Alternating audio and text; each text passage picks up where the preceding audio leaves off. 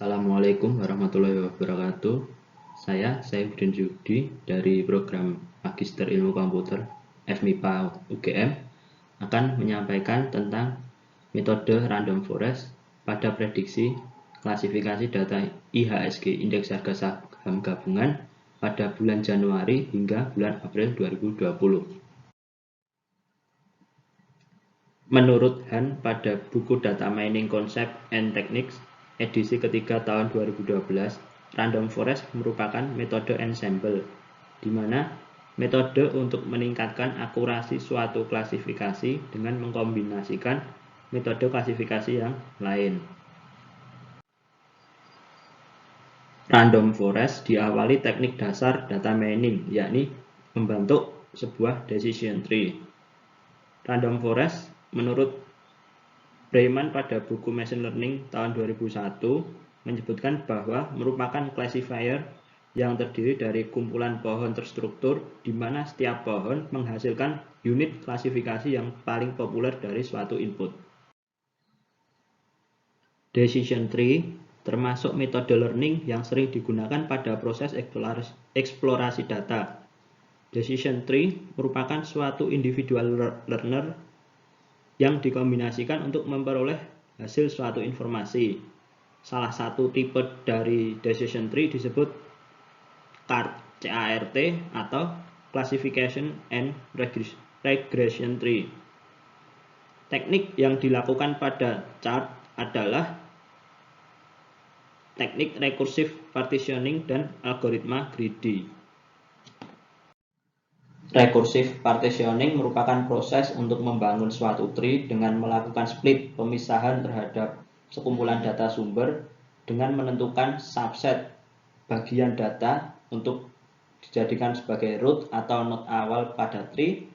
Selanjutnya subset data yang lainnya dijadikan anak atau titik cabang dari root awal. Selanjutnya proses rekursif berhenti apabila subset pada node memuat semua nilai yang sama dengan yang ada pada variabel respon atau variabel target. Seperti pada umumnya suatu teknik atau metode pasti memiliki kelebihan dan kekurangan. Untuk CART ini memiliki kelebihan antara lain hasilnya lebih mudah untuk diinterpretasikan. Yang kedua, hasil yang ditampilkan lebih akurat dan lebih cepat dalam proses penghitungan mengambil hasil. Yang ketiga, dapat diterapkan untuk himpunan data yang memiliki jumlah yang sangat besar. Lalu untuk kelemahan dari CART ini adalah kemungkinan tidak stabilnya dalam decision tree yang dibangun. Yang kedua, tiap pemilihan bergantung pada nilai yang hanya berasal dari satu variabel penjelas saja. Berikut akan saya berikan contoh decision tree untuk kasus yang sedang terjadi di Indonesia khususnya dan pada umumnya dunia, yakni tentang deteksi diagnosis penyakit COVID-19 pada seseorang. Seseorang akan diperiksa apakah mengalami batuk atau tidak. Apabila seseorang mengalami batuk, maka selanjutnya akan dilakukan pemeriksaan terhadap suhu badannya apakah mengalami demam di atas 30 derajat Celcius.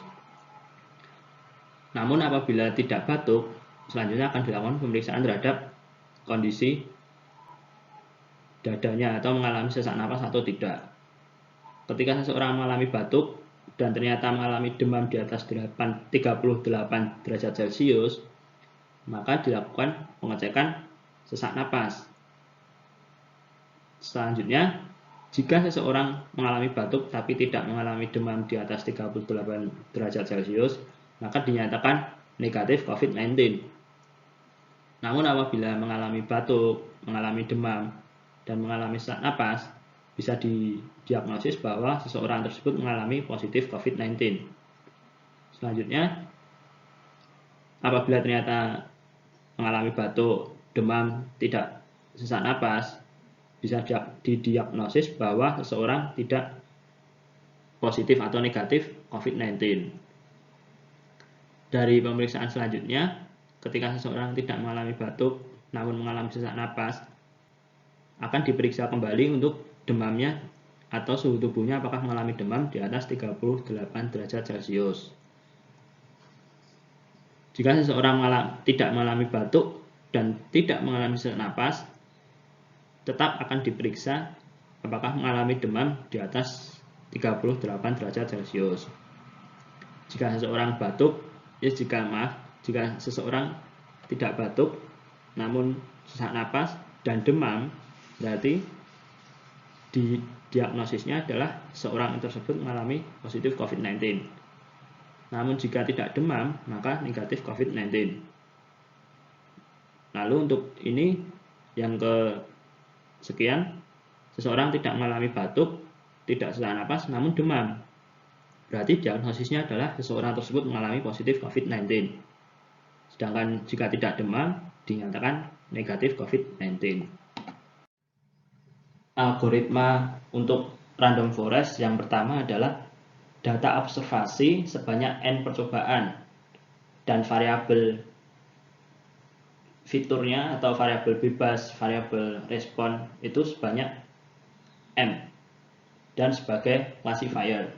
Yang kedua, sebanyak m kecil variabel dijadikan input untuk mengambil keputusan pada simpul tree, di mana aturannya m kecil harus memiliki nilai yang lebih kecil dibandingkan m besar. Jadi m kecil ini merupakan subset dari m besar. Yang ketiga, memilih data observasi sebanyak n kecil dari n besar data observasi sebagai trend data.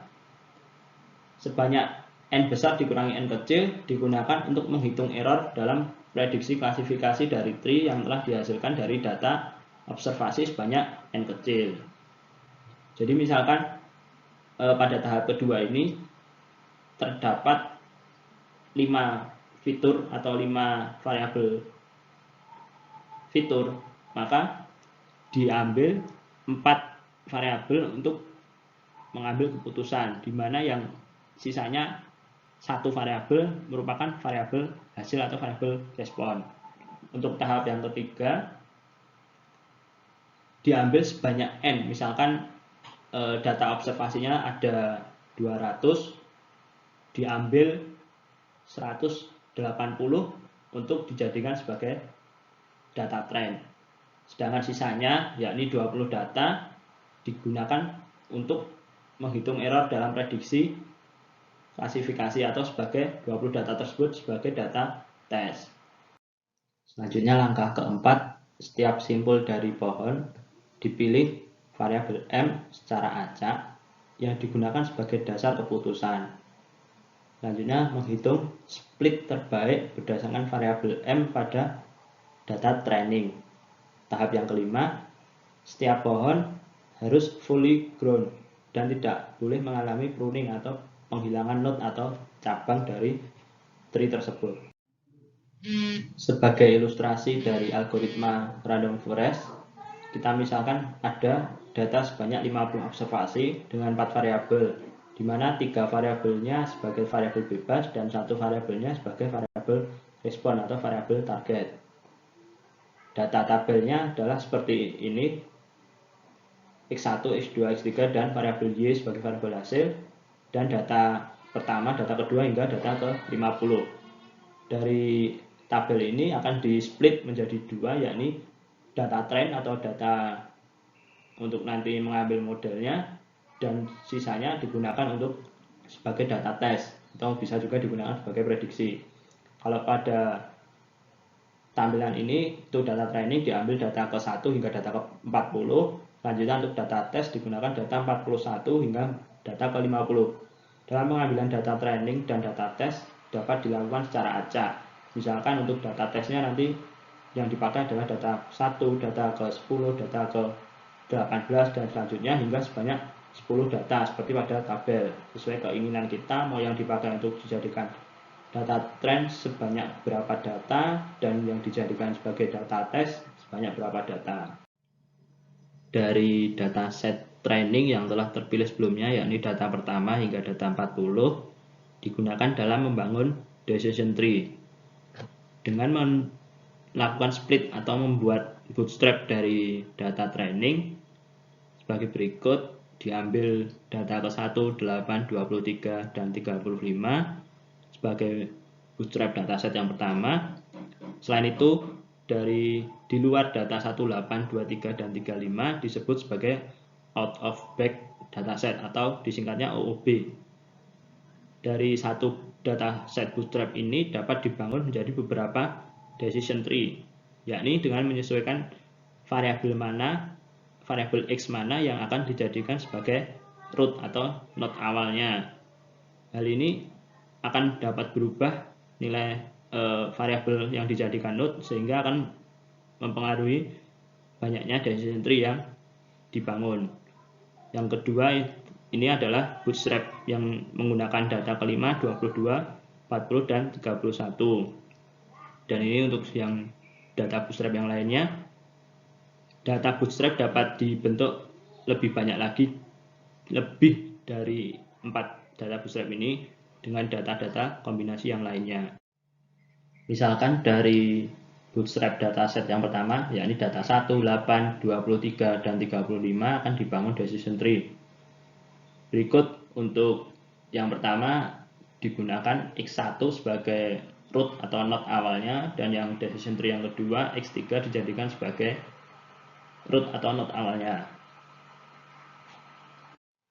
Selanjutnya kita akan menggunakan metode random forest ini untuk implementasi pada indeks harga saham gabungan, lebih tepatnya untuk memprediksi kenaikan atau penurunan indeks harga saham gabungan. Kita ketahui selama ini indeks harga saham gabungan mengalami fluktuatif naik turun yang disebabkan oleh beberapa faktor. Pada kali ini saya menggunakan IHSG dengan faktor pengaruhnya adalah nilai tukar rupiah terhadap dolar Amerika, penambahan kasus baru harian COVID-19, suku bunga dari Bank Indonesia. Saya jelaskan secara singkat data-data variabelnya. Yang pertama adalah suku bunga Bank Indonesia. Kita anggap sebagai X1, sumber datanya dari bi.go.id, memiliki tipe data kategori, di mana di sini ada 3 kategori, dan data yang digunakan adalah tanggal 2 Januari hingga 24 April 2020. Hari-hari dan tanggal yang digunakan ini adalah hari kerja, jadi Sabtu Minggu kita tidak gunakan, tanggal merah juga tidak kita gunakan. Selanjutnya untuk penambahan kasus baru harian COVID-19 kita asumsikan sebagai X2, sumber datanya dari covid19.go.id, dengan tipe datanya numerik, data angka berapa setiap harinya penambahannya. Data yang digunakan sama 2 Januari hingga 24 April 2020. Penambahan kasus ini sebenarnya harian, jadi Sabtu Minggu pun juga ada, namun untuk kasus ini tidak kita gunakan untuk Sabtu Minggu dan tanggal merahnya karena menyesuaikan dengan indeks harga saham gabungan yang nilainya hanya ada pada hari kerja. Selanjutnya adalah variabel dari nilai tukar rupiah terhadap dolar Amerika. Sumber datanya dari bi.go.id. Data yang digunakan sama 2 Januari sampai 24 April 2020. Tipe datanya numerik. Untuk nilai tukarnya yang kita gunakan adalah nilai jual atau nilai dari Bank Indonesia jual ke masyarakat. Selanjutnya untuk variabel respon atau variabel targetnya kita pakai status nilai IHSG. Status nilai IHSG ini memiliki 2 level, 2 kategori, yakni naik atau turun, di mana hari ini naik dari harga close atau harga penutupan hari sebelumnya, sedangkan untuk turun dia menggunakan jika mengalami penurunan dari harga pada periode hari sebelumnya. Untuk sumber datanya dari idx.co.id. Periode datanya sama dengan yang lainnya 2 Januari sampai 24 April, dan statusnya 2 nilai kategori naik dan turun. Sebagai ringkasan untuk data-data yang digunakan pada implementasi ini, banyak data observasinya adalah 80 data atau 80 hari dari 2 Januari hingga 24 April tadi. Selanjutnya untuk banyak variabelnya adalah 3 variabel X dan 1 variabel Y menjadi 4 variabel. Untuk penyelesaian kasusnya kita menggunakan R, lebih tepatnya menggunakan library dari random forest yang sudah tersedia di R. Lalu untuk penentuan dataset sebagai training dan dataset sebagai tes, kita gunakan 90% untuk dataset training dan 10% untuk dataset tes. Berarti ada 8 data sebagai data uji atau data tes dan 72 sebagai dataset training. Nanti untuk datanya bisa di-download di bawah di kolom deskripsi, akan saya sediakan dengan formatnya .csv. Selanjutnya kita masuk ke langkah kerja. Yang pertama, import data ke dalam R, dapat berformat .csv maupun .xls. Selanjutnya, membagi data untuk dijadikan sebagai dataset training dan dataset uji. Kita pembagiannya secara acak dengan menggunakan 90% sebagai dataset training dan 10% sebagai dataset uji. Diperoleh yang sebagai dataset uji ada 8, yakni data ke-13, 16, 20, 42, 54, 55, dan 59 dan 75. Sedangkan untuk dataset trainingnya ada 72 data. Langkah yang ketiga, kita akan bangun model random forest untuk A sama dengan 1. Nah, di sini merupakan variabel yang akan dicoba pada saat proses split atau proses pemecahan. Diperoleh dengan banyaknya tree, percobaan 500, 600, dan seterusnya, diperoleh nilai errornya stabil pada saat nilai tree-nya atau banyaknya tree adalah 62.000. Untuk A sama dengan 1, diperoleh confusion matrixnya adalah sebagai berikut, dengan tingkat nilai akurasinya adalah 30,56%. Ini pada saat tree pada forestnya ada 62.000 pohon atau 62.000 tree. Selanjutnya, membangun model random forest untuk A-nya sama dengan 2, diperoleh error stabil pada saat banyaknya tree sebanyak 200.000 pohon, 200.000 tree pada forestnya. Diperoleh confusion matrixnya adalah sebagai berikut seperti pada layar, dengan nilai akurasinya adalah 25%.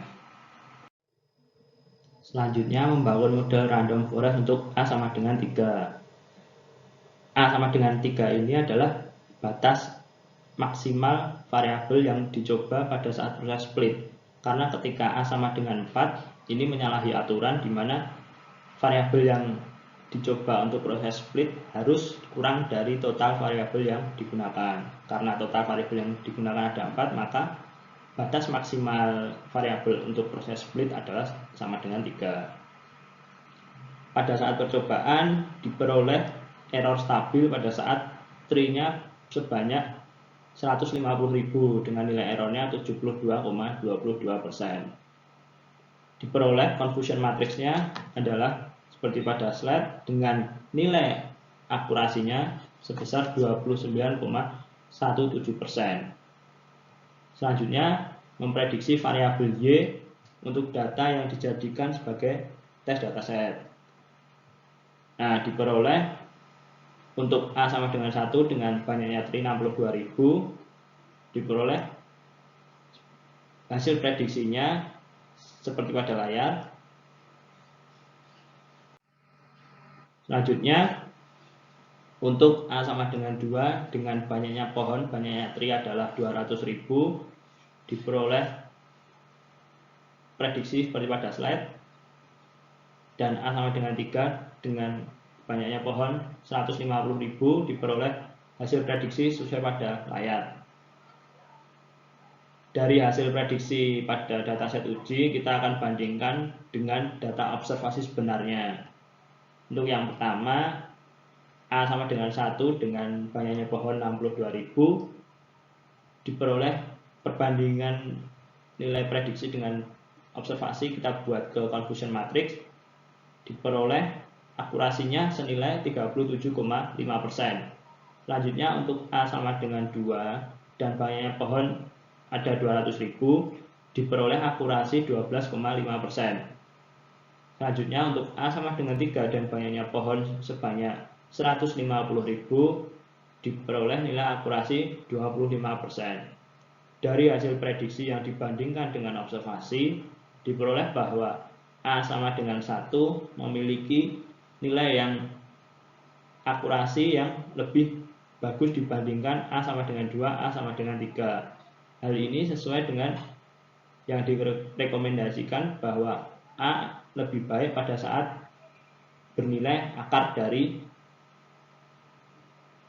banyaknya A itu sendiri. Jadi akar 3 itu dia adalah mendekati 1, maka yang lebih baik A yang digunakan adalah A sama dengan 1.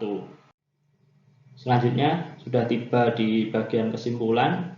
Model yang dihasilkan memang memiliki error yang sangat besar, baik pada saat A sama dengan 1, A sama dengan 2 maupun A sama dengan 3, di mana A di sini adalah variabel yang digunakan atau variabel yang dicoba untuk proses split atau pemisahan. Namun dari data tersebut dapat diperoleh bahwa untuk A sama dengan 1 memiliki nilai akurasi yang lebih baik atau lebih besar dibandingkan dengan A sama dengan 2 atau A sama dengan 3. Jadi masalah ini sebenarnya bisa diatasi dengan menambah dataset agar datasetnya lebih besar dan proses learningnya memicu pada data yang lebih banyak observasinya. Misal lebih dari 300 atau lebih dari 500, mungkin hasilnya akan lebih baik. Baik, sekian dari penyajian pekerjaan saya pada metode random forest untuk data IHSG. Terima kasih atas perhatiannya dan waktunya dalam menyaksikan video pembelajaran ini. Semoga kedepannya dapat memperbaiki video atau mungkin bisa dicoba dengan metode yang lainnya. Terima kasih. Wassalamualaikum warahmatullahi wabarakatuh.